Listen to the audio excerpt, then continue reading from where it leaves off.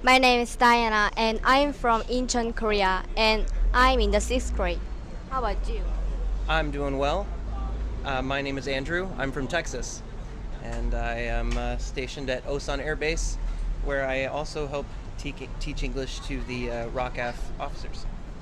Nice to meet you. Nice to meet you too. Then can I start my interview? Yes. Then let's start.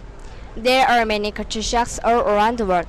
For example, in the USA, they wear shoes in their house, but in Korea, they don't wear shoes in their house. Then I have some questions about culture shock. Let's talk about it. In Hong Kong, they must turn on the air conditioners in winter.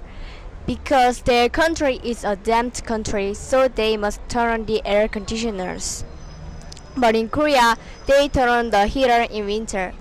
Then what are the differences of techniques between Korea and in your country? I think one of the main differences is there's a lot more people in a small geographical footprint. Like here in Seoul, there's over 10 million people in an area that's smaller than New York City. So that's probably one of the most evident differences that I've seen. Then what are the different things about culture between Korea and in your country?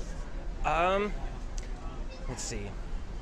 I think the biggest thing I've noticed is everybody is very, very careful when they're talking to elderly people. They want to be very careful to not offend an older person, and it's not that way in America. They tend to not care as much about old people.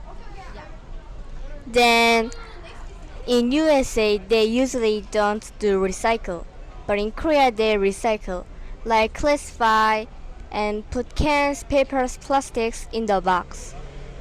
Then how do you recycle in your country? Generally, the recycle bin is just one bin. We put all of our recyclables together in one bin, and somebody comes and picks it up. So we don't have to sort it; they sort it for us. Then food too? Sorry, I don't understand the question. Then did you put the box food too?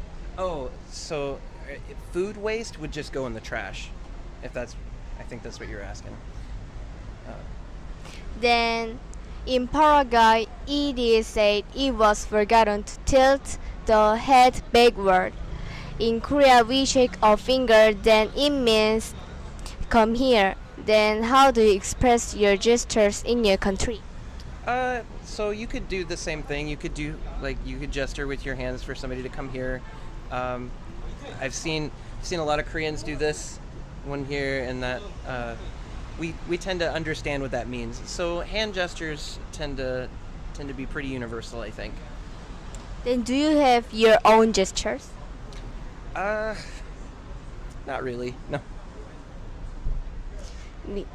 Then in Japan, people think of Japanese as that when they give a white present.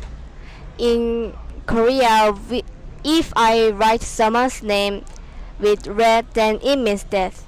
Then do you have any symbols that means something?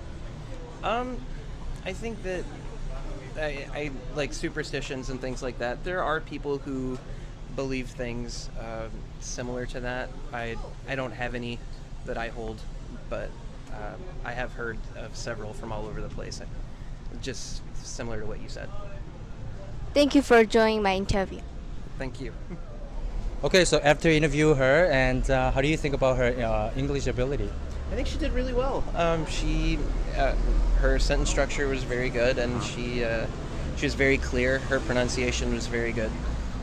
And other than that, you wanted her to change a little bit or fix her English a little bit or anything points? No, I think the biggest challenge was just being able to hear her over all the noise that's going on around. So yeah, she did a great job, I think.